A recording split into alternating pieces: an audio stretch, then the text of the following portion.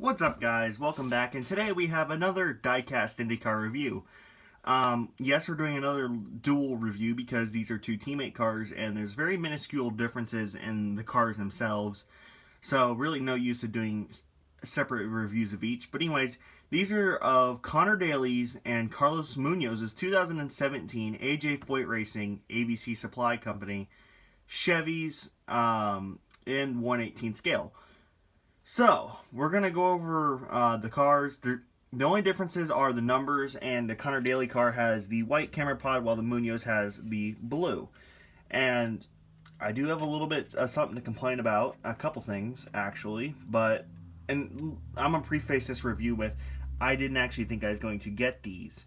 It really was a split-second decision too, and I did so I could have a review to upload on YouTube. You guys are welcome. Wow, that sounds very dickish. But anyways, we're going to go ahead and look at Daly's car because he's from my adopted home of Indiana.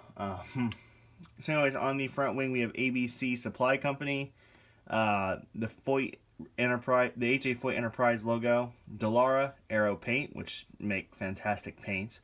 Proof being the Michael Shank Ligier. Anyways, Verizon IndyCar Series. Chevy Alfie heat treating.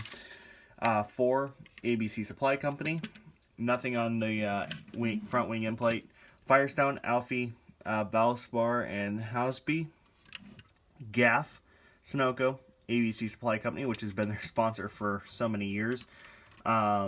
Chevy, and we got L&W Supply on the bumper flicks, and you can tell it's a very American theme because nothing screams America more than AJ Foyt.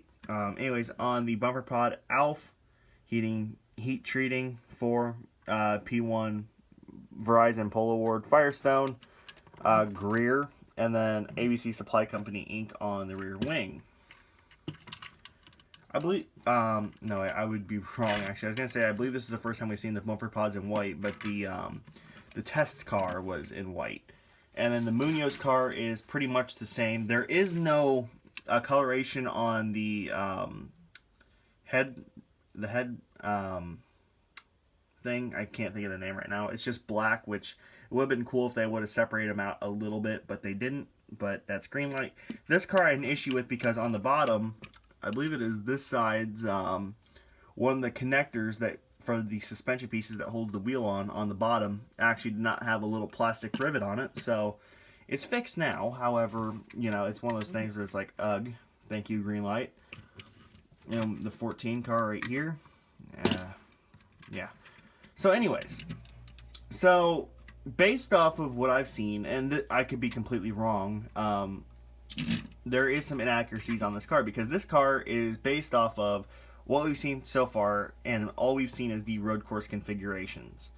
Now, the cars that AJ Foyt brought to the open test did not have... Actually, let me grab my phone, and I will show you guys, if you will allow me just 1 second. Sorry. Okay, the 14 car did have the flick, or did have the bumper pod like that. However, the red was up more, and the 14 was a little bit bigger, and it seems like in a different font. And Alfie was not there. Now, obviously, you can't really take this as the full scheme. However, it gives me a pretty good indication. Now, the Connor Daly car, I do believe, did not have the red on the flick. And I'm going to confirm that here momentarily, if you will please afford me a few seconds. Yep. But again, you can't really take that as the full livery, but as you can see, it does not have the red on the flick. They were in most of their livery, but not the complete livery, but you can see there, it did not have the red. Now, whether this is correct or not correct, we will see in 1 week's time when the oval kit cars will roll out at IMS for the first time, and the first time we see the Super Speedway kit in general. However, you know, it is one of those things where, based off of what I've seen, the bumper pods are inaccurate But otherwise, that's pretty nice. Now, Greenlight did have these cars on show, and I actually criticized these cars rather heavily because they did not look good. Now, my opinion has changed a little bit, and if I really disliked them that much, I would not have gotten them. But, and I'm not going to try to draw this out too much, but there was some issues, and it seems like Greenlight has some issues on their display cars, because the daily car had the blue bumper, or not bumper pod, but camera pod, and then the Munoz didn't have one at all. That's kind of funny. But I was hoping that they'd get it corrected, and they did. Thank you, Greenlight, for doing something right.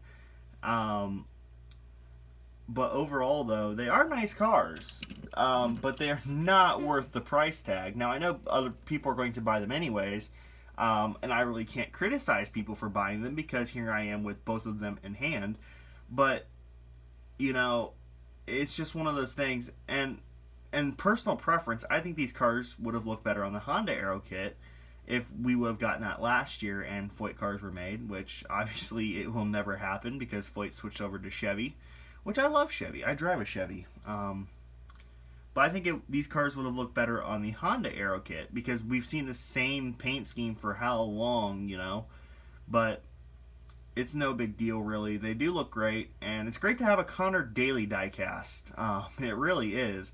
And on top of that, it's great to see a Carlos Munoz diecast as well because it's been a while since we've had a Munoz.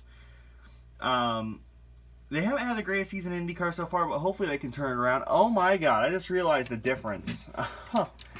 On the front wing, the number 14 has the blue right there, and the Daily does not. Okay, Greenlight, you surprised me.